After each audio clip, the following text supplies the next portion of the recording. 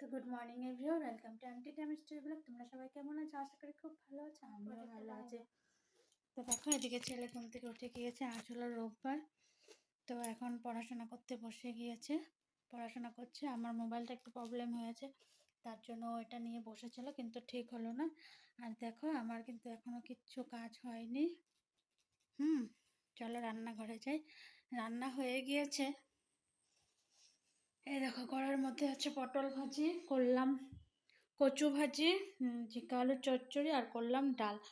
এখন এই পর্যন্তই করলাম, দেখি পরে রাতে হয়তো মাংস আনবে, মাংস রান্না করব। তো চলো আমি কাজগুলো করে নেবো। আর দেখো, এই তো জামা কাপড় কাচা হয়ে গেছে, জামা কাপড় কাচা হয়ে গেছে।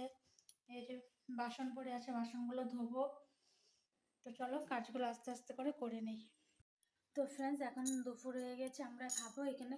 তো অনেক বৃষ্টি হয়েছে, অনেক বৃষ্টি হয়েছে, এখন একটু রৌদ্র উঠছে।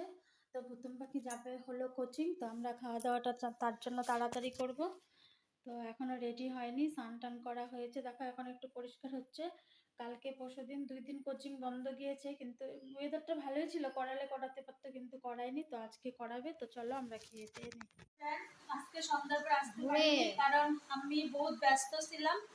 তো দেখো, এখন রাত্রে এনেছে হলো মাছ। এই দেখো মাছটা আমি ভেজে রেখেছি।